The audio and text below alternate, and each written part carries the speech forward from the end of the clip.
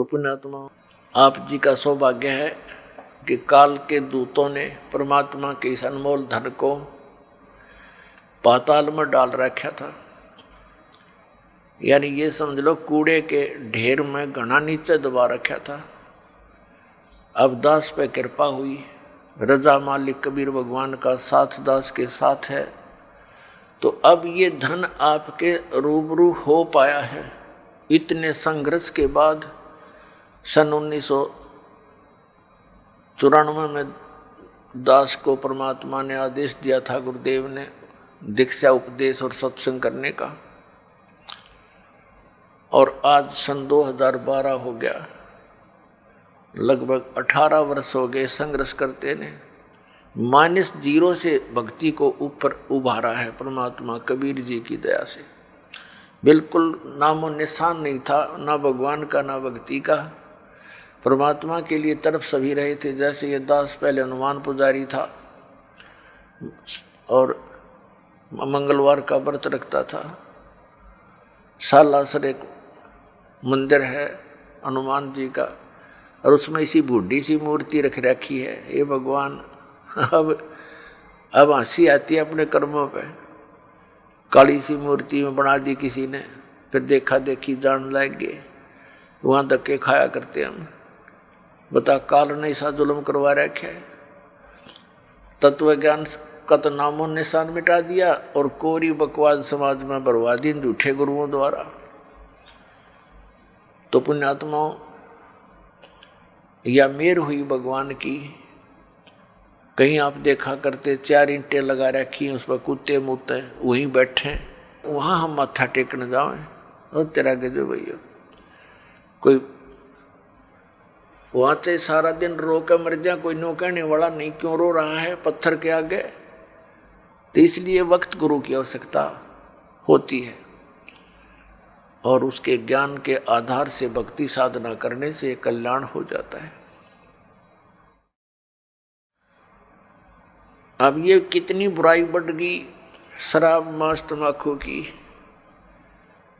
और इसको विकास मानते हैं हम कि बड़ी बड़ी कोठी हो, कार हो और गुटी सूटी लावें, और फिर विवाह के अंदर एक अलग से ड्रामा रच दे। पुण्यात्माओं, ये भक्ति मार्ग में नहीं चलेगा। ठीक है, संसार भक्ति नहीं करता, वो कुछ करो, वो तो इस विद्यालय के वो विद्यार्थी ही नहीं है। ये विद्यार्थियों के लिए लागू है कि ना बीड़ी पीवे, ना तम्बाकू प्रयोग करे किसी भी तरीके से, ना मांस खावे और ना शराब प्रयोग करे, और न ही ये ड्रामेबाजी करे, ना जन्मदिन मनाना, ना कोई ऐसे ब्याह के अंदर बकवाद करनी। सिंपल ब्याह करो बच्चों। अब भगत बन कर देखो कितना आनंद आएगा। देखो लोग दिखावा ड्रामा कितना कर ले, इसका अंत नहीं। शुरुआत हमने देखी, किसी ने 1100 रुपये दान के दे दिए, सारा गांव में चर्चा हुआ करती। फिर 2100 दे दिए एक ने, वो फेल हो गया। फिर एक ने 5100 दे दिए, वो फिर 21 वाला फेल हो गया। फिर एक ने 11,000 दे दिए अपनी लड़की के दान में, और एक मोटरसाइकिल दे दी, फिर कार दे दी। तो ये एक बकवाद है बेमतलब की। बच्चे को परमात्मा से जोड़ दिया जाए, परमात्मा का नाम लेकर, और ये राम नाम का दहेज बेटी ने दे दे, ये सदा साथ देगा। एक टाइम हमने कुछ दे भी दिया बच्चे को, क्या कितने दिन उससे वो गुजारा कर सकती है। और फिर गरीब की बेटी अमीर की बेटी को देखकर मायूस हो जाती है, उसको ना जाने कितना दुख होता है। तो इस तरह की ये बकवादें हमने समाज से ख़त्म करनी पड़ेंगी। खासकर भगत समाज को तो इसमें अग्रसर होना ही पड़ेगा। इस दास के संघर्ष में आपने सहयोग देना पड़ेगा। ये बिल्कुल गलत है, भक्ति बाधक है। जिसके 2-3 लड़की हो जाती, नींद आराम हो जाती है उस माता पिता की, और लड़की इसी कारण से हमारे लिए बोझ बन गई। एक गौ जैसी आत्मा होती है बेटी की। हमने खूब देखा है, बेटा और बेटी रोटी खा रही हैं, माता पिता कोई बोलता है बेटे को एक वो काम कर, वैसे भी कहा ये काम करिए, बेटा तो कहेगा को नहीं करता, और बेटी रोटी खा रही होगी नहीं, खाना छोड़कर उठ कर चल पड़ेगी, उस काम को करके आओगी। अब ये हमें बोझ क्यों बनाई? अपने ड्रामाबाजी से, अपनी बकवादों से, दहेज के कारण। तो इस प्रकार हमने इस हर तरह की जो बुराई हमारे समाज में घर कर गई, इसको भी आपने बहुत गहराई से सोच कर, एक मर्यादा मार के उद्देश्य से नहीं कि मैंने कह दिया आपने शुरू कर दिया, नहीं, ये नियम ना समझना, ये आवश्यकता समझना, इस भक्ति मार्ग में बाधक समझना, इन नियमों को तोड़ देना। तो इस प्रकार से हम भक्ति हमारी अधिक होएगी। फिर अपुण्यात्मा हमने परमात्मा पाने के लिए जो भी कुछ आदेश होता है गुरु जी का, वो करना ही चाहिए, क्योंकि गुरुदेव को मालूम होता है, वो मास्टर होता है इस मार्ग का। और विद्यार्थी, और जैसे डॉक्टर के पास जाता है मरीज, तो सही डॉक्टर होगा तो वो काटे की बात करा करे और सही दवाई देगा, उसमें जो भी मर्यादा यानी परहेज बताए जा, तो उस रोगी को आजीवन करने पड़ते हैं, तभी वो सफल होता है, रोग नाश होता है। तो हमारे जन्म मृत्यु का दीर्घ रोग लगा हुआ है, इसका नाश इस दास के बताए मार्ग से होगा। दास वही मार्ग बता रहा है जो परमात्मा ने स्वयं आकर के बताया था। ये गॉड गिवन है, ये किसी की लोक वेद नहीं है, किसी आम व्यक्ति का बताया हुआ ज्ञान नहीं। और यही प्रमाण हमारे सदग्रंथों में है, जिन सदग्रंथों को हम सिरोधार्य मानते रहे।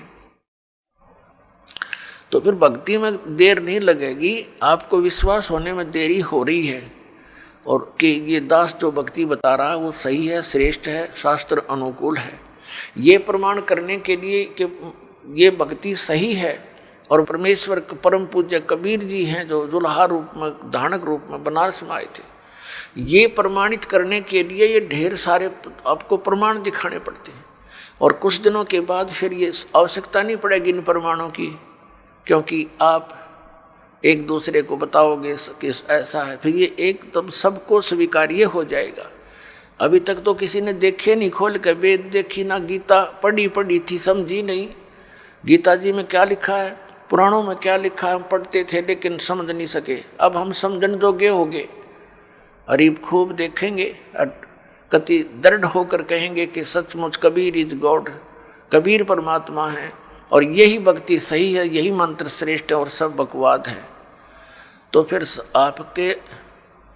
आपसे सुनकर अन्य व्यक्ति भी इस बात पर विचार करेंगे, और कोई प्रमाणित कराना चाहेगा तो सदग्रंथ हमारे पास है, आप खुद भी उनका विश्वास दृढ़ करोगे। तो इस प्रकार ये पूरे विश्व में मालिक आदेश है, उनका निर्धारित समय है कि अब ये पूरे समय में, पूरे विश्व में एक ही भगवान रहेगा, एक ही ज्ञान रहेगा, और भक्ति विधि उस भगवान की एक है ही, वो अलग हो ही नहीं सकती। जैसे आम के पेड़ को, पौधे को बीजने के लिए आम का ही बीज प्रयोग करना पड़ेगा, दूसरा बीज आम का हो ही नहीं सकता। तो परमात्मा पाने के लिए जो मंत्र हैं, इनके अतिरिक्त कोई साधना है ही नहीं। बाकी तो बबूल के बीज अलग हैं, अन्य साधनाएं जो सिद्धियां प्राप्त करने की हैं वो अलग वस्तु है, उसकी हमें जरूरत नहीं। तो पुण्यात्मा, सबसे पहले हमें गुरु की आवश्यकता होती है। गुरु बिन माला फेरते, गुरु बिन देते दान, गुरु बिन दोनों निष्फल हैं, चाहे पूछो वेद पुराण। गुरु बड़े गोविंद से मन में देख विचार, हरि सुमरे वो रह गए, गुरु सुमरे होवे पार। गुरु बड़े गोविंद से मन में देख विचार। अब परमात्मा कहते हैं गुरु गोविंद दोनों खड़े, काके लागू पाए, बलिहारी गुरु अपना, जिन गोविंद दियो मिलोय। 7 द्वीप 9 खंड में गुरु से बड़ा ना कोई, करता करे न कर सके, गुरु करे सो होवे। सतगुरु के उपदेश का लाया एक विचार, जय सतगुरु मिलते नहीं जाते नरक द्वार। नरक द्वार में दूत सब करते खेचा तान, उनसे कभू ना छूटते फिर फिरते चारों खानी। चार खानी में भरमते कबहू न लगते पार, सो फेरा सब मिट गया मेरे सतगुरु के उपकार। सात समुद्र की मसी करूं लेखनी करूं बन राय, धरती का कागज करूं गुरु गुण लिख्यो न जाए। गुरु गोविंद कर जानियो रहियो शब्द समाए, मिले जब दंडवत बंदगी नहीं पल पल ध्यान लगावे। गुरु मानुष कर जानते ते नर कहिए अंध, ओवे दुखी संसार में आग काल के फंदे।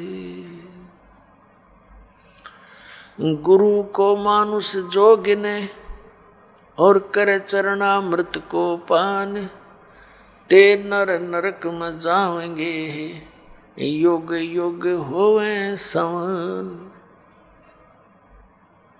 पुण्यात्माओं, परमात्मा ने गुरु जी के ऊपर गुरु की महिमा का, गुरु के महत्व को कितनी गहरे शब्दों में समझाने की चेष्टा की है। पुण्यात्माओं, परमात्मा कहते हैं कबीर हरि जय रूठ जा, गुरु की शरण में जावे। कहें कबीर गुरु रूठ गए तो हर ना करे सहाय।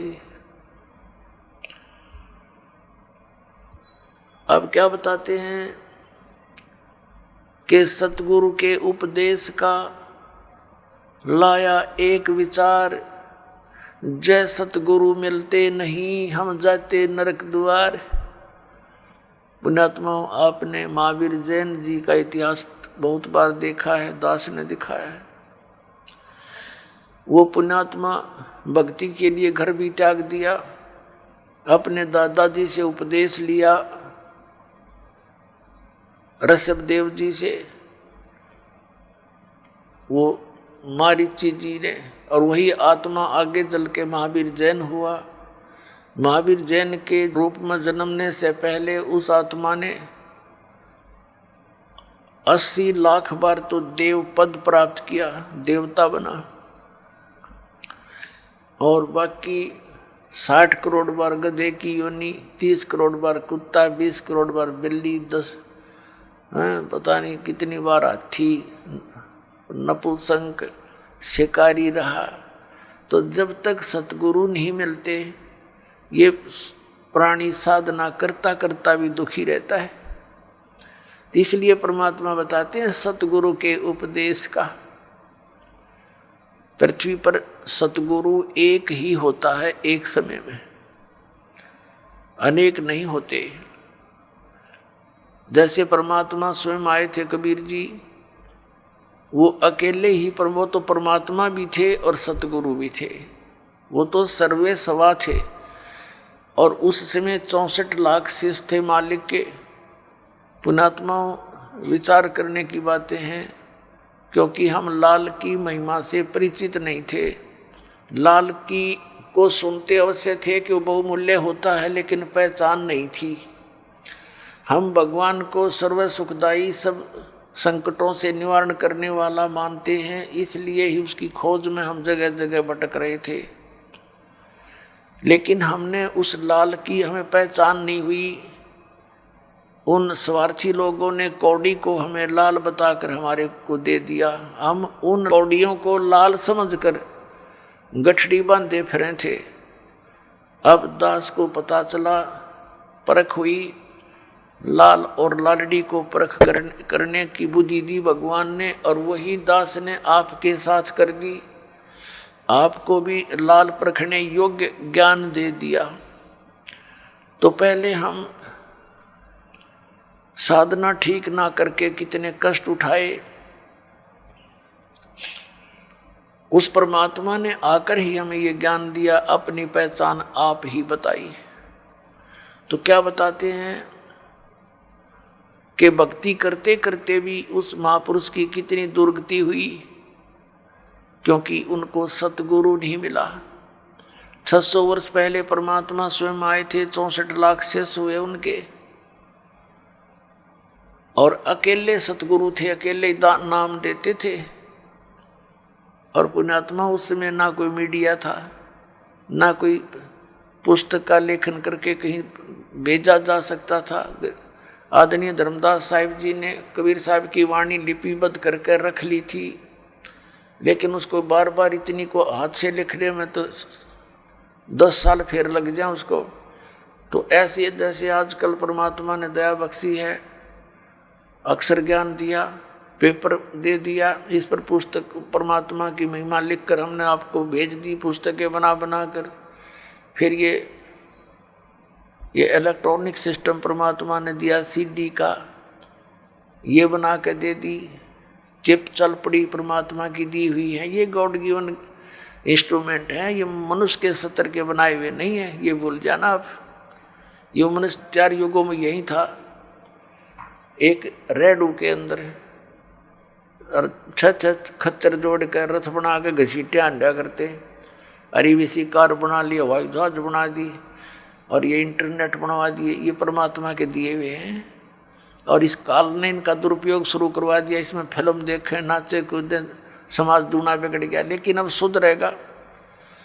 यहाँ पर कोई भी पदार्थ है उसके गुण अवगुण दोनों चले, लेकिन हम अवगुणों को त्याग कर गुणों को ग्रहण करेंगे, हमें ज्ञान हो जाएगा।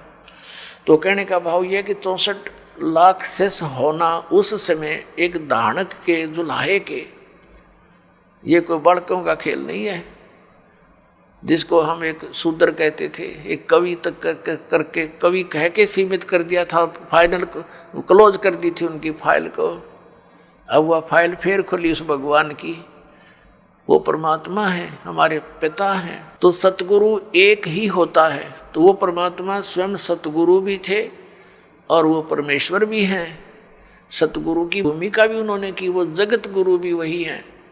और फिर उनका कृपा पात्र, उन्हीं के ज्ञान से युक्त, उनके आदेश अनुसार फिर सतगुरु वही भेजते हैं। तो उस परमात्मा ने स्वयं कहा कि गरीबदास जी वाले पंथ में, 12वें पंथ में आगे चल के मैं स्वयं आऊँगा और धर्मदास इस सारे अज्ञान को हटाऊँगा। अब परमात्मा ने हो सकता है दास को किस इस योग्य देखा होगा, तो अपने कुत्ते को छोड़ दिया भौंकने के लिए, अपने बच्चों को, धनियों को जगाने के लिए। तो ये परमात्मा का किया हुआ काम है, आम जनसाधारण का ना समझना बच्चों, और इसका लाभ उठाओ। आप भी उठाओ, औरों को भी जगाओ जो गहरी नींद में सोए पड़े हैं और काल के दूतां के फंसे पड़े हैं, प्यार के साथ। क्योंकि काल ने कहा था कि ऐसे उल्टे रंग में रंग दूंगा, जब तुम्हारा मोक्ष समय आवेगा कलयुग में, उससे पहले सब नकली पंथ चला दूंगा तेरे नाम से, कबीर नाम से और सतलोक सचखंड के नाम से, और उनमें इतना अज्ञान ठोक दूंगा। तेरा संदेश वाहक जब आएगा तब तक तो वो वकील बन जाएंगे उस अज्ञान के और कतई नहीं मानेंगे। परमात्मा ने कहा था कि हमें मनाना आता है, उस समय शिक्षित करूंगा। परमात्मा ने कहा था, उस समय सोचा, बता दिया था धर्मदास को कि अभी तू चुप रहना, इसको जिक्र ना करना। सबको शिक्षित किया दाता ने। ये इंटरनेट प्रोजेक्टर बनवा दिए, दूर बैठे आप देख सकते हो क्या बोला जा रहा है, क्या लिखा है सदग्रंथों में, सामूहिक तौर पर सीडी के माध्यम से, टीवी के माध्यम से। तो ये परमात्मा का किया हुआ कार्य है। और पहले परमात्मा स्वयं एक दिन में हजार हजार जगह प्रकट हो जाते थे, क्यों तो भगवान है, वो तो जो चाहे सो कर सकते हैं। तो इस प्रकार परमात्मा ने हमें जगाया, सतज्ञान दिया, वही दिया हुआ ज्ञान आज दास आपके समक्ष रख रहा। तो प्रसंग चल रहा है कि सतगुरु के उपदेश का लाया एक विचार, जय सतगुरु मिलते नहीं हम जाते नरक द्वार। पुण्यात्मा, इन वचनों को गणी गहराई तो सुना करो, इनको हृदय में जाने दो कानों के माध्यम से। जब तक बच्चा दवाई को अंदर नहीं जाने देगा वो काम के करेगी, होठों पर ही डाल दे, बार थूक देता है, सुनता नहीं है। तो इनको बहुत गहराई से सत्संग के समय तो आप एकाग्रचित हो जाया करो और परमात्मा के इन वचनों पर गहराई से सोचा करो। अब क्या बताया भगवान ने कि जय सतगुरु मिलते नहीं जाते नरक द्वार। सतगुरु के उपदेश का लाया एक विचार, और जय सतगुरु मिलते नहीं हम जाते नरक द्वार। नरक द्वार में दूत सब फिर करते खेचा तान, उनसे कबू ना छूटते फिर फरते चारों खान। पुण्यात्मा, जब ये भक्तिहीन प्राणी यहाँ से जाता है, यम के दूत इसको पकड़ कर ले जाते हैं, धर्मराज के सामने खड़ा कर दिया जाता है, न्यायाधीश के सामने। वहाँ ये नहीं कह सकता कि मैंने ऐसा नहीं किया, मैंने ऐसा नहीं किया। वहाँ झूठ नहीं चलेगी, वहाँ तो आपकी फिल्म स्टार्ट हो जाएगी, सीडी ऑन हो जाएगी आपके समक्ष सामने। क्योंकि जो कर्म हम करते हैं, सोचते भी हैं, उसकी भी एक फोटोकॉपी भगवान के दरबार में जाती है और वहाँ जाते ही उसको ऑन कर दिया जाता है। अब जैसे आप जी भक्तों को, भाई बहनों को कहते हो, रिश्तेदारों को या कोई मित्र अड़ोस पड़ोस में मिल जाते हैं, उनको भी समझाते हो भक्ति कर लो, परमात्मा का नाम ले लो। तो अब तो उनके पास समय नहीं है क्योंकि उनको ज्ञान नहीं है। फिर वो जब वहाँ दरबार में खड़ा होगा तो ये एक पली लगाता है भगवान के आगे, एक बहाना खोजता है कि परमात्मा मुझे पता नहीं चला, हमने तो इतना ज्ञान हुआ था, अपना काम करो, बच्चों का पालन पोषण करो। तो उसमें परमात्मा वो सीडी चला देगा, कोई भक्त उससे कह रहा होगा कि चलो चलेंगे सत्संग में, और वो बकवाद कर रहा होगा, मना कर रहा होगा, सौ बहाने मिला रहा होगा। फिर परमात्मा कहेगा, देख इस भक्त ने, इस बहन ने, इस बेटी ने तेरे से क्या कहा था, और तू झूठ बोलता है कि मेरे को पता नहीं चला। तब ये क्या कहता है भगवान, गलती होगी क्षमा कर दो। परमात्मा कहता भाई ये गलती का मानने का कोई फायदा को नहीं है, अब तो नरक में जाना ही पड़ेगा। और फिर कभी तुझे मानव शरीर मिले तो फिर ट्राई करना। तो पुण्यात्माओं, ये धर्मराज के दरबार में जो प्राणी जाता है उसके बाद इसको नरक में डाला जाता है। और वहाँ तो लाखों की संख्या में, हजारों की संख्या में पशुओं की तरह चारों तरफ से यम के दूत, जो समझ लो हाथों में भाले, क्योंकि वो शरीर ऐसा है उसमें पीड़ा घनी होती है और उसमें मरता नहीं प्राणी, पीड़ा ज़्यादा होती है। तो उसमें सीधे भाले ठोकें, आँखों में मारेंगे न सीधे, और ऐसे जैसा भी हाथ में आओ उतना लठ मारते हैं और उनको ज़बरदस्ती नरक में ठोक देते हैं, धक्के मार मार के। वो उल्टे बाजू उनके लठ मारे और जैसे पशु को फाटक में रोकते हैं, ऐसा ठोक दिया जाता है। तो यहाँ क्या बताते पुण्यात्मा, हम भक्ति से घने दूर हो गए, अध्यात्म ज्ञान आसपास भी नहीं रहा, हमें डर नहीं रहा इन बातों का। इन बातों को हम ऊट पटांग से मानते हैं, इन अज्ञानियों के ज्ञानों को सुन कर अज्ञान को, कि भगवान कहीं, नरक कहीं नहीं है, यही स्वर्ग है, यही नरक है। अरे इतने बड़े बड़े ग्रंथ लिखे हैं, महापुरुषों ने आँखों देख कर बताए हैं, उनको हम अपनी सोच से झूठा कैसे कर देंगे? करेंगे तो करे रहेंगे, लेकिन सच्चाई हमारे कहने से मिट नहीं सकती। तो परमात्मा बताते हैं कि नरक द्वार में जब नरक में ठोके जाओगे, दूत सब और करते खेचा ताण, दे डंडा दे लठें अंदर ठोक देते हैं। नरक द्वार में दूत सब करते खेचा ताण और उनसे कभी ना छूटता, फिर फिरता चारों खान। वहाँ नरक में दुख उठा करके फिर इन 4 खानियों में 84 लाख प्रकार के इन पशु पक्षियों और सब जीवों की जो ये प्राणियों के जो शरीरों में कष्ट उठाना पड़ता है। अब परमात्मा बताते हैं नरक द्वार में दूत सब करते खेचा तान, उनसे कबू ना छूटता फिर फिरता चारों खान। 4 खानी में भरमता और कबू ना लगता पार, सो फेरा सब मिट गया मेरे सतगुरु के उपकार।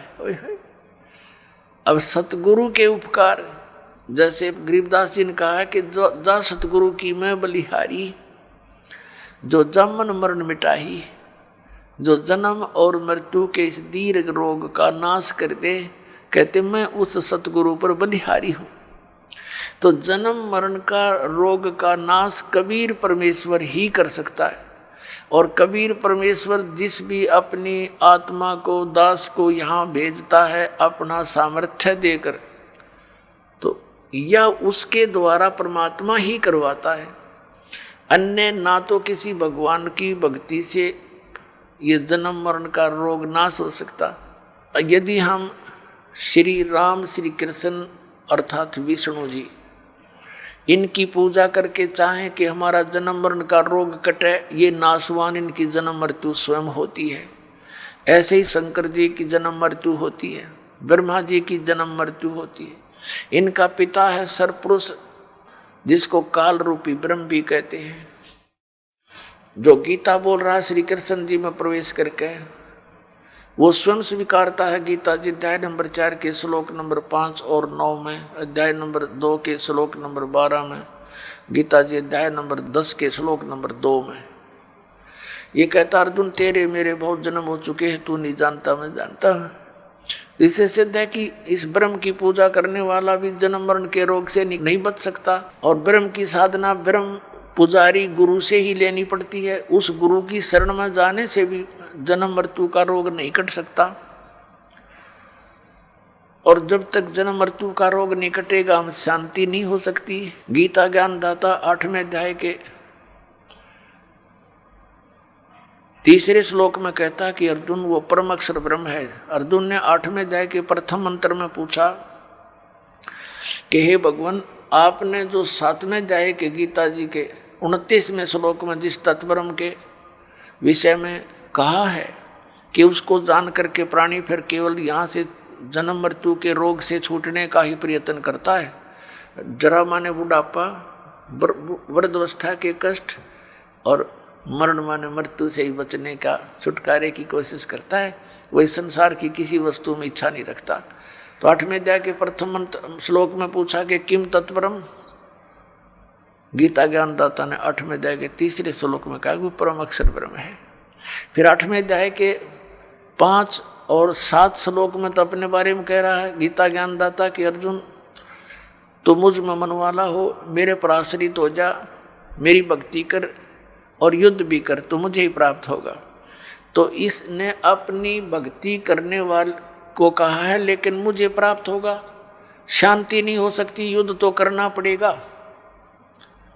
8वें अध्याय के 8, 9, 10 में कहा है कि उस परम अक्षर ब्रह्म की साधना करने वाला प्राणी उसके पास चला जाता है। 15वें अध्याय के 1 से लेकर 4 में कहा कि तत्वदर्शी संत की पहचान बताई है और उसके पश्चात वो तत्वदर्शी संत मिल जावे, सतगुरु मिल जावे, उसके पश्चात परमेश्वर के उस परम पद की खोज करनी चाहिए जहाँ जाने के बाद साधक फिर लौटकर कभी संसार में नहीं आते।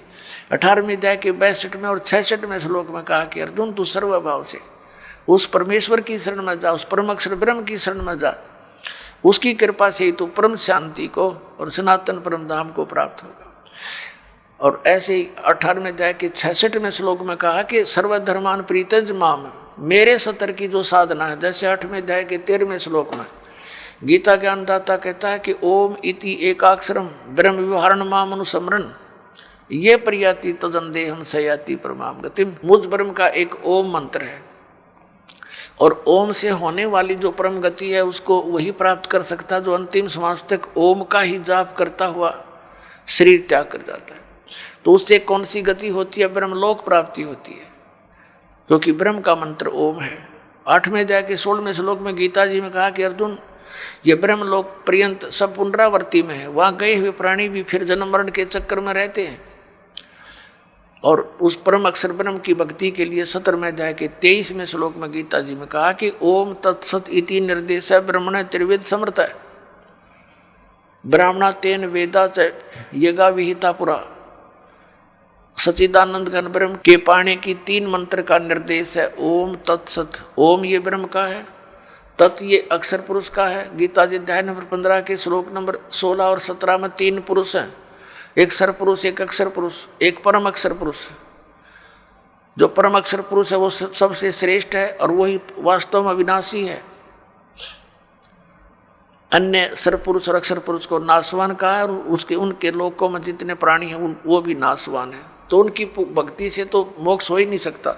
अब श्रीमद् भगवद गीता अध्याय नंबर 17 के श्लोक नंबर 23 में ओम तो ब्रह्म का जाप सर पुरुष का और तत् ये सांकेतिक है, ये अक्षर पुरुष का, और जो सत शब्द है वो भी सांकेतिक है। इसको सार नाम भी कहते हैं, इसको आदि नाम भी कहते हैं।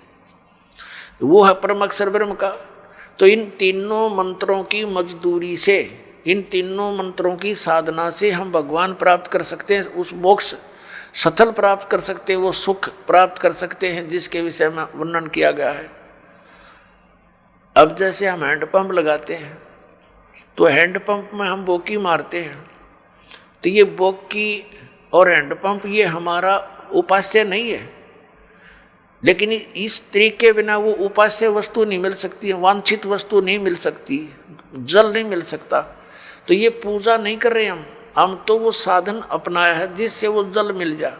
तो ये जो मंत्र हैं ओमकार, ये दूसरे 2 सांकेतिक हैं, ये कोई हम पूजा नहीं कर रहे, हम उस अपनी वांछित वस्तु के पाने के लिए साधन अपनाए हैं, ये साधनाएं हैं।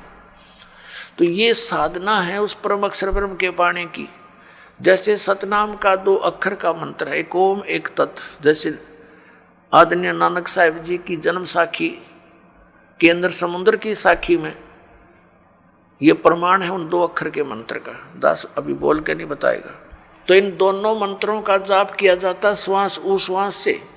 जैसे हमने जल निकालना, जल, तो उसके लिए हैंडपंप लगाएंगे तो पहले बोकी मारेंगे, मिट्टी बाहर फेंकेंगे, बोकी मारेंगे, फिर बाहर निकालेंगे और पाइप नीचे छोड़ देंगे। यो काम है समझो सतनाम का। 2 अक्षर की बोकी चलेगी श्वास उश्वास से। अब ये सतनाम, ये बोकी ने अपना काम कर दिया, जल तक पहुंचा दिया, लेकिन बाहर जल नहीं प्राप्त हुआ। उसके लिए एक और आइटम लगाना पड़ा है, हैंड पंप, ऊपर मशीन बोलते हैं उसको, और फिर उसकी पूजा करनी है, उसको भी ऐसे हिलाना है, प्रैक्टिस करनी है, जब वो जल निकलता है। तो ऐसे ही केवल सतनाम प्राप्ति से भी मोक्ष नहीं, सार नाम नहीं मिलाता है, वो जल मिले नहीं। सार नाम समझो हैंडपंप का ऊपर का वो मशीन है। तो ये मशीन उसी समय लगी हुई सक्सेस होगी जब वो पाइप पूरी जल तक पहुंच चुकी होगी। बीच में अगर कोई कहे हैंडपंप लगा दे, मशीन फिट कर दे, मिस्त्री कभी नहीं करेगा।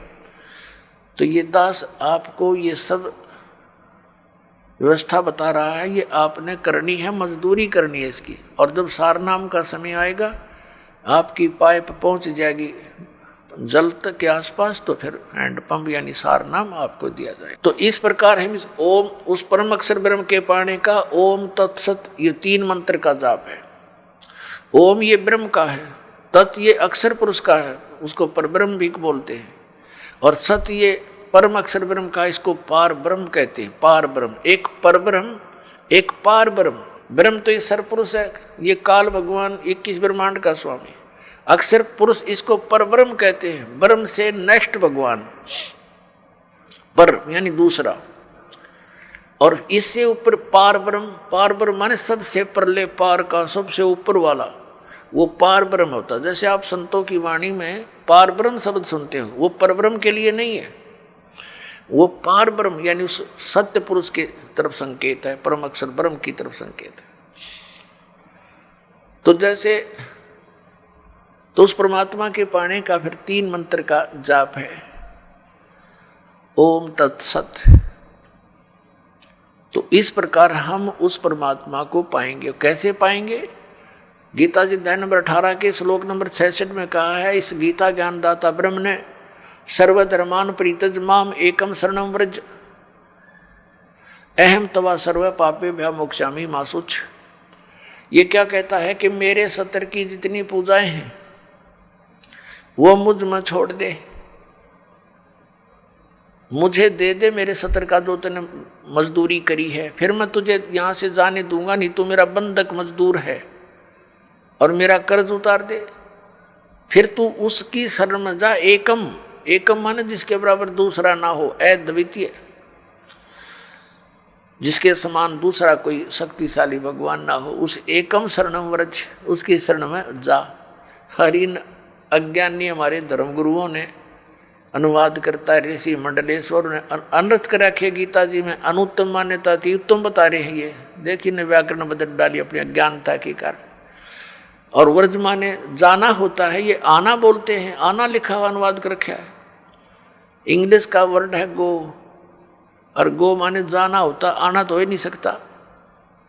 ये तो मूर्ख अगर कोई उस सेंटेंस को ना समझकर उसका अर्थ आना कर रहा है तो वो बिल्कुल अज्ञानी व्यक्ति है। वो आशय को समझा नहीं, उस प्रकरण के आशय से वो परिचित नहीं है। अब ये जैसे गीता जी अध्याय नंबर 2 के श्लोक नंबर 7 में अर्जुन स्वयं स्वीकार रहा कि मैं आपकी शरण हूँ, आप मेरे गुरु हो, मेरी बुद्धि काम नहीं करती, मुझे निर्णायक ज्ञान दो, मैं आपकी शरण हूँ। अब यहाँ फिर नो कहो है कि मेरी शरण में आ जाओ, उसकी शरण तो पहले कह रहा है मैं तो तेरी शरण खड़ा हूँ, और सब धर्मों के कर्मों को मुझ में छोड़कर मेरी ये शरण में आ जा। अकल देखो इनकी, इन्हें बहुत सी जगह ऐसे अनर्थ कर रखे जहाँ ये समझ नहीं सके। तो ये ओम नाम का जाप इसको दे देंगे काल को, ये हमें यहाँ से जाने देगा, नो ड्यू सर्टिफिकेट लिख देगा ये। लेकिन ये तब लिखेगा जब गुरु साथ होगा, नहीं तो आपको बहका करके यहीं अपने नकली सतलोक, नकली अलखलोक, अगमलोक, इसने ब्रह्मलोक में बना रखे हैं धोखा देने के लिए, वहाँ पटक देगा ठाक है, और वहाँ जीवन बर्बाद करा के कितने युगों के बाद फिर जमीन पर पटकेगा, सारा काम रह गया बना बनाया। तो सतगुरु की आवश्यकता आपके साथ रहेगी अंतिम सांस तक। तो जैसे प्रसंग चला है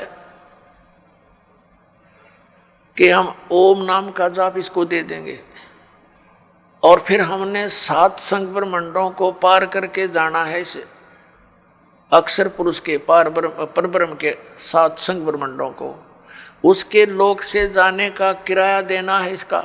वो तत्व मंत्र जो आपको देते हैं वो उसके किराया देना है, उस वहाँ से फिर वो जाने के लिए हमें ये समझ लो टोल टैक्स समझ लो ये उसका अक्षर पुरुष के लोकों से पार होने का। और तीसरा जो मंत्र है वो सतलोक में स्थायी स्थान प्रदान कराएगा, जो आदि नाम है, सार नाम है। तो पुण्यात्मा गीता जी अध्याय नंबर 8 के श्लोक नंबर 8, 9, 10 में गीता ज्ञानदाता कहता है कि उस परम अक्षर ब्रह्म की साधना करेगा तो उसको प्राप्त होगा। उसकी साधना का मंत्र ये बताई दिया, ओम तत्सत नथिंग एल्स इति निर्देश है, बस यही निर्देश है। निर्देश का mean final direction, nothing else. और गीता जी में ना हरे राम हरे कृष्ण, ओम नमः शिवाय, ओम भगवते वासुदेव नमः, ये इस तरह की कोई मंत्र नहीं है। और जो श्रीमद् भगवत गीता में वे ऑफ वर्शिप नहीं है, पूजा का मार्ग नहीं है, उसको जो करता है तो वो शास्त्र विधि को त्याग कर मनमाना आचरण कर रहा है। अब प्रसंग आता पुण्यात्माओं, जो शास्त्र विधि को त्याग कर मनमाना आचरण करते हैं उनको न तो सुख हो न उनकी गति हो, बताओ, और न ही उनकी कोई कार्य सिद्धि हो। तो फिर इसीलिए तो हम भक्ति करते हैं, और वो तीनों व्यर्थ, तो वो साधना के करने का कोई लाभ नहीं। इसी कारण से हम नास्तिकता की तरफ चल पड़े। भगवान को खोजते खोजते हम हार थक चुके हैं। अंत में हमने घुटी सूटी का सहारा ले लिया, चोरी ठगी करके हम सेठ साहूकार बनने की चेष्टा कर रहे हैं। वो दूने दुख उठा लेते हैं, पाप इकट्ठे कर लेते हैं। तो इस प्रकार इस ज्ञान से हमें ये विष दिखाई देगा परमात्मा कहते हैं जैसा दर्द आपना हो ऐसा जान बराने। पुण्यात्मा हो, आप किसी ऑफिस में जाते हैं, दयाहीन प्राणी हो गए, उनको दर्द नहीं दिखाई देता कि कहाँ से आया है ये व्यक्ति, भूखा प्यासा है, उनको केवल अपना बकवाद उद्देश्य उनका उल्लू सीधा हो जाता है, तो वो आपका कार्य करेंगे ना, तो कति नहीं करें। चौड़नी चाहिए उन्हें पहले। अब दास जब नौकरी लगा 1977 में, तो उसमें कोई एक आध अधिकारी के ऊपर उंगली टिका करती कि वो भ्रष्ट है, बाकी सब ठीक थे। अब एक आध अधिकारी कर्मचारी रह रहा है, उस पर उंगली टेके कि यूँ ठीक है, बाकी सब एक जैसे हो गए। तो यह क्यों बिजली गिर गई? अज्ञान से। पहले डरते थे भगवान से, भगवान का भय निकल गया और विष खाने लग गए, हाहाकार मच गई। एक शहर में देख लो डॉक्टर है भगवान, दुनिया भर के वैद्य डॉक्टरों की दुकान खुल गई। मेडिकल में जाकर देख लो, किसी में खचाखच भरे पड़े हैं, उधर पाप इकट्ठे करें, वहाँ भोगे पड़े पड़े। यही परमात्मा कहते हैं जीवित जग में जूती पड़े फिर जम तोड़े छाती। हाँ, जीवित यहाँ पर माटी होगी, राग गयम के दूध गढ़ेंगे वो नारी दुख तुम्हारे ऊपर। तो इस विष ने कौन खाओगा जब ज्ञान हो जाएगा? तो ये कारण क्यों हो गया है? क्योंकि हम भगवान के विधान से अपरिचित होकर पाप कर रहे हैं। अब छोटे छोटे बच्चों को दास देखता है, बड़ी खुशी होती है। वो कहता जी मैंने ऐसे बेड़ी उठा कर दे दी गलती से, और रोता है मेरा नाम खंड हो गया। तो पुण्यात्मा, ये समाज तैयार होगा क्या? ये बच्चे बुराई करेंगे आगे चल के? ये ऐसा सोच समाज तैयार हो जाएगा, इनको देख देख और आदमी भी, दूसरे भी इनका अनुसरण करेंगे। छोटे छोटे बालक ऐसे नेक नीति से रह रहे हैं। एक छोटा सा बच्चा, उसको 100 का नोट मिल गया, गली में पड़ा था, आते उसने अपनी माँ को दिया कि वहाँ पड़ा था। उसकी माँ ने कहा नहीं बेटा, इसको हम नहीं प्रयोग करेंगे, इसको उठा के यहाँ दान पात्र में डाल दिया। तो और नहीं तो पहले तो जब ज्ञान ना होता, माँ सबसे पहले जेब में डाले। पहले तो बच्चा ना घर लेकर आवा, कह पता नहीं कहाँ उड़ा, उसकी टॉफ़ी खावे, रोरन खवावे फिर। तो इस प्रकार परमात्मा के इस ज्ञान से ऐसे रंगे जाओगे आप, सपने में भी नहीं गलती कर सकते। और माया की आवश्यकता होगी तो भगवान दूर नहीं, ये सत्कर मान लेना। भगवान को किस लिए खोजते थे? हमें किस चीज़ की डिमांड हो, आगे दर देगा ठाक, आप कह सत्कर मान लेना। भगवान इसी को कहते हैं, ये कोई बालकों का खेल नहीं है। आइए अब हम उन श्रद्धालुओं के अनुभव जानते हैं जो जगत गुरु तत्वदर्शी संत रामपाल जी महाराज जी से दीक्षा प्राप्त कर चुके हैं तथा उनके द्वारा बताए गए भक्ति मार्ग पर चल रहे हैं। नमस्कार सर। नमस्कार जी। सर क्या नाम है आपका? ध्यानपाल सिंह शाही। ध्यानपाल जी आप कहाँ से हैं? जिला बागेश्वर, उत्तराखंड से जी। ध्यानपाल जी, संत रामपाल जी महाराज से नाम दीक्षा आपने कब ली? 2017 में ली जी। सर आपने क्या क्या भक्ति साधनाएं की हैं अभी तक? जी, पारंपरिक जो हमारे पहाड़ में चलता है वही क्या करते थे। मेरे पिताजी देवी की पूजा करते थे, अपने बुढ़ापे के बाद वो ट्रांसफ़र करके मुझे दे दिया। फिर मैं पूजा किया करता था, यानी कि सभी लोग जो पूछते थे तो मैं उनको देवताओं को नहाना धुलाना, देवी के वस्त्र नहा धुलाना, उन पर आरती करना, ये काम किया करता था। उसके साथ ही सभी जो त्योहार तीज होते हैं वो सभी करते थे।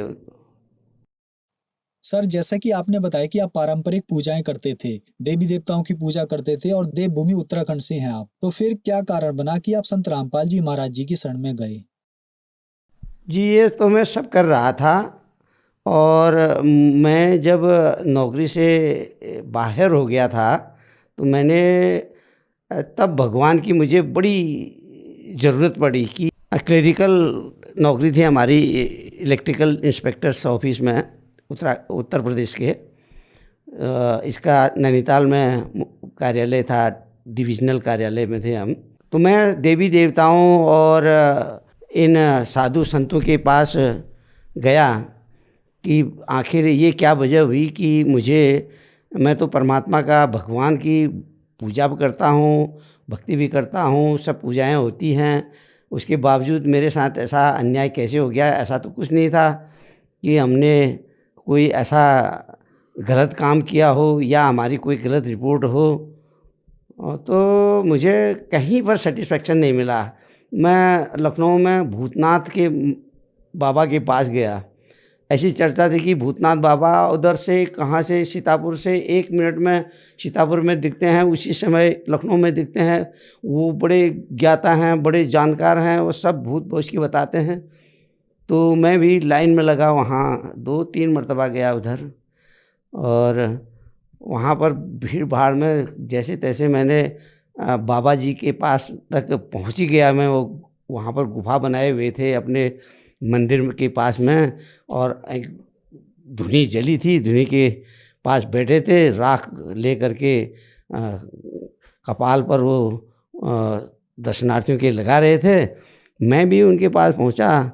मेरा मकसद यही था कि बाबा जी मेरी नौकरी का क्या होगा, मेरा तो नौकरी छूट गई है, और कैसे इसका मुझे वापसी मिलेगी इसकी।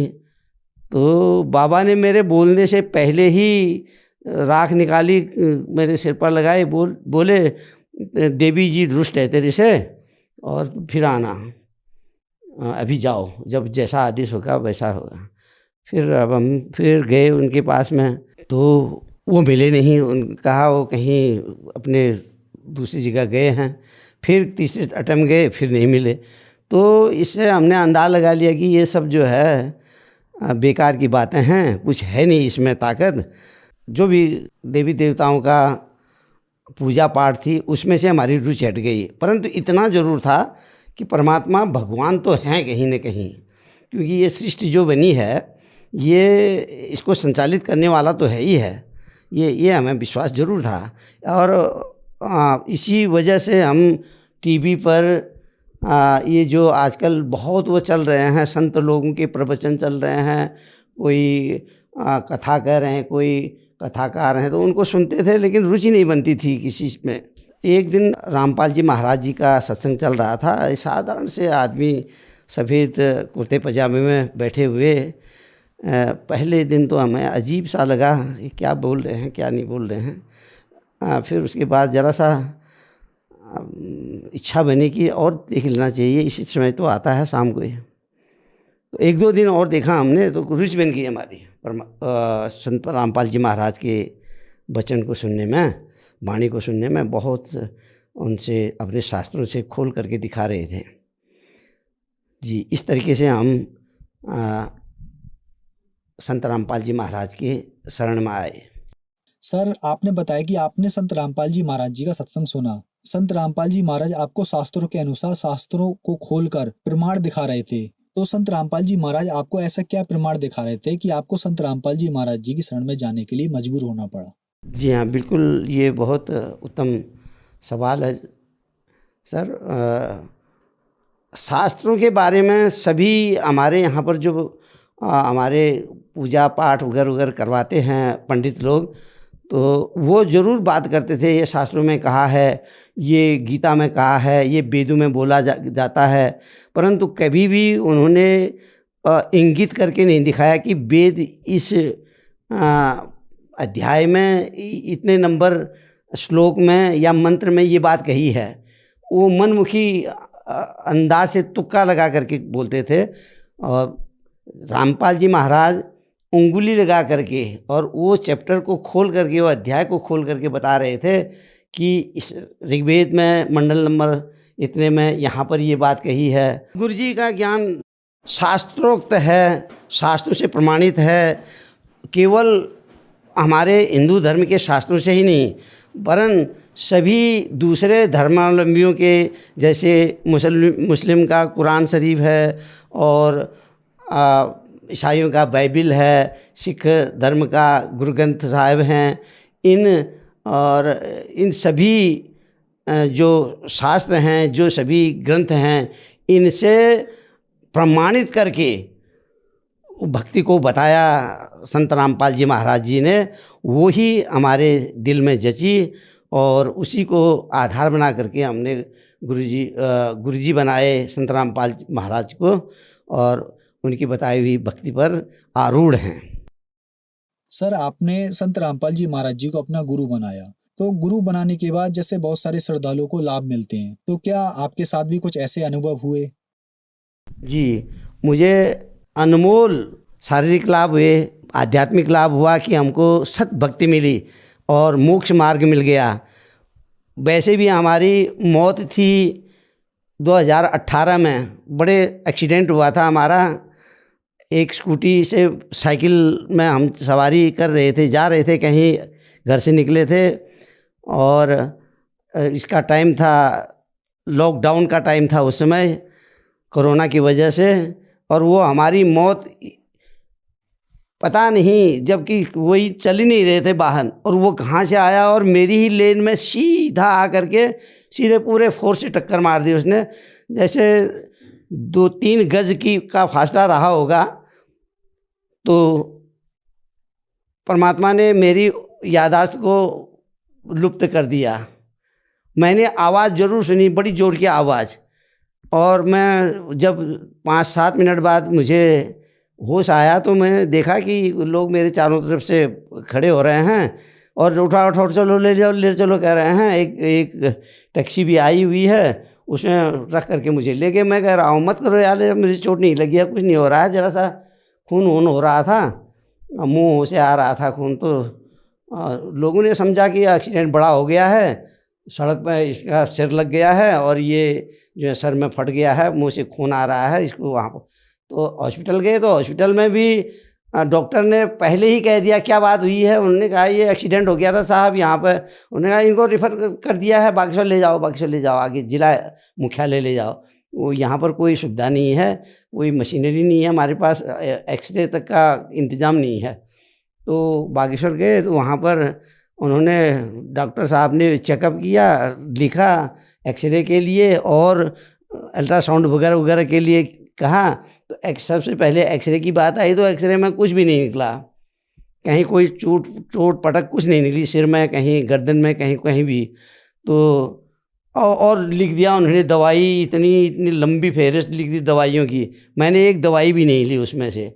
मैंने कहा मुझे छोड़ दीजिए, परमात्मा की दया से मैं ठीक हूँ, अच्छा हूँ, और संत रामपाल जी का मैं शिष्य हूँ और मुझे कुछ नहीं हुआ है, मैं ठीक ठाक हूँ। ये दवा लिस्ट दी, उन्होंने कहा ये दवा को तो खानी है आपको। हमने कहा वहाँ पर तो खा लेंगे जी हम, लेकिन मैंने लिया नहीं, परमात्मा को स्मरण किया, अपना मंत्र जाप किया, बस वो मेरा कष्ट दूर हो गए, कोई भी दवाई नहीं खानी पड़ी मुझे। और इसके अलावा मैं बीमार हो गया था, छोटी मोटी बीमारियां होती हैं, मैं कभी दवाई नहीं लेता हूँ, परमात्मा की दया से, परमात्मा का ही ध्यान करते हैं, बस ये सब दूर हो जाता है। लेकिन परमात्मा, संत रामपाल जी महाराज जी बोलते हैं कि दवा तो थोड़ा सा ले लीजिए, ज़रूर आप लाखों रुपए के जो खर्चे हैं उनसे आपका काम 50-20 रुपए में हो जाएगा, आप लीजिए दवा। तो हमने यहाँ नामदान के प्रभारी जो थे उनसे संपर्क किया, भाई हम भगत जी बीमार हैं, क्या करें, कुछ इस तरीके की तकलीफ है। उन्होंने कहा तो दवाई ले लो, गुरुजी कहते हैं दवाई लेने के लिए। तो थोड़ी सी दवाई के लिए हम आए यहाँ बागेश्वर, कपकोट गए। कपकोट में उसने देखा, उन्होंने कहा ये तो ज़्यादा गंभीर बीमारी है, यहाँ नहीं होगा ये ठीक। यूरिनरी ब्लैडर में प्रोस्टेट क्या बीमारी होने का उन्होंने जानकारी दी हमको, और उसका हमारे पास में प्रमाण भी है। या तो ऑपरेशन करें या आजीवन दवा खाइए, ऐसा उन्होंने प्रस्ताव रखा था डॉक्टर साहब ने।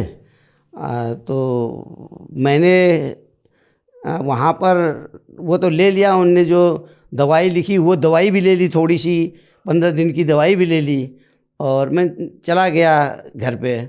और उन्होंने कहा था कि हमेशा खानी है, तो हमने परमात्मा संत रामपाल जी महाराज जी के अरदास लगाई और हमें जवाब मिला कि भक्ति करिए, परमात्मा सब ठीक करेंगे, और दवाई ववाई जो खा लिया है ठीक है, अब बाकी कुछ करने की ज़रूरत नहीं है। मालिक की दया से अभी 18 से 23 हो गए हैं और मैं स्वस्थ हूँ और मुझे किसी किस्म की तकलीफ़ नहीं है। यूरिन में जो 1 मिनट में मेरे को भागना पड़ता था, दौड़ना पड़ता था, और थोड़ी सी पेशाब होती थी और दर्द जलन इतनी होती थी कि पाँव ज़मीन में नहीं पड़ते थे। परमात्मा ने दया करी और ये कष्ट से मेरे को उबार दिया। मालिक ऐसी दया करते रहें और तमाम लाभ होते रहते हैं। आर्थिक समस्या ऐसी थी कि मैं नौकरी से तो बेदखल हो ही चुका था और छोटे छोटे एनजीओ में काम करके अपना परिवार का पालन पोषण करता था।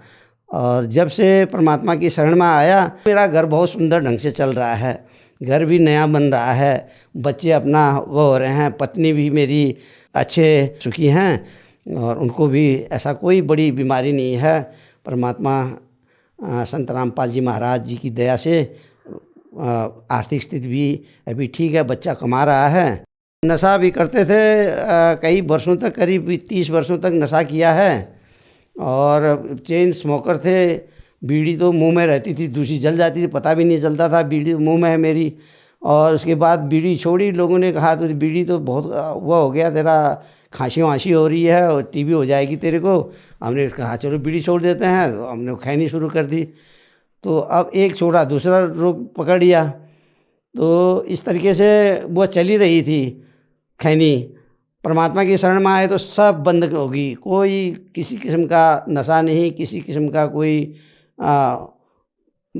मांस मदिरा कोई भी चीज़ का भक्षण नहीं होता है, वरन सहयोग भी नहीं दिया जाता है इस मामले में किसी भी। इस तरीके का परमात्मा की जो मर्यादा है उस पर चल रहे हैं मालिक की दया से। सर, जैसा कि आपने बताया कि आपका नशा छूटा, संत रामपाल जी महाराज ने आपको सुख दिए और एक सभ्य इंसान बनाया। सर, आप बहुत ज्यादा देवी देवताओं की भक्ति करते थे। संत रामपाल जी महाराज जी के बारे में ये भी कहा जाता है कि संत रामपाल जी महाराज देवी देवताओं की पूजा छुड़वाते हैं। क्या ये बात सही है? ये इसमें सत्यता का कोई पुट नहीं है। संत रामपाल जी महाराज भक्ति छुड़वाते नहीं हैं, वरन उनकी वास्तविक मंत्रों से वास्तविक भक्ति करवाते हैं। ये हमारे संत रामपाल जी महाराज का अपने वाणी में अपने प्रवचनों में याद दिलाते हैं और वो बहुत ही सुंदर ढंग से इन सभी देवताओं की, इनके वास्तविक मंत्रों की पूजा बताते हैं, जिससे जीव को लाभ होता है। सर, जो श्रद्धालु आज आपको टीवी पर देख रहे हैं उनके लिए आप क्या कहना चाहेंगे? मैं उत्तराखंड के सभी भाई बहनों को संदेश तो नहीं दे सकता हूं और इस तरीके का कोई अपील भी नहीं कर सकता हूं, परंतु ये तो सब संत रामपाल जी महाराज स्वयं दे ही रहे हैं।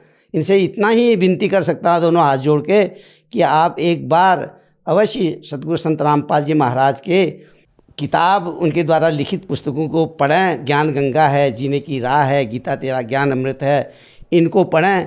अगर इनको नहीं पढ़ सकते हैं तो टीवी पर गुरुजी संत रामपाल जी महाराज की सत्संग चलते हैं और उन सत्संग को देखें और ज्ञान ग्रहण करें। ज्ञान ग्रहण करने के बाद गुरुजी से नाम दीक्षा लें संत रामपाल जी महाराज से और अपना कल्याण कराएं, क्योंकि इस समय विश्व में एकमात्र तत्वदर्शी संत हैं जिन पर परमात्मा की कृपा है और जिनकी वाणी में ताकत है, परमात्मा के बराबर शक्ति है। आप सब अपना नाम लेकर के कल्याण कराएं। ध्यानपाल जी, अपना अनुभव हमारे चैनल पर बताने के लिए आपका बहुत बहुत धन्यवाद। सत साहिब।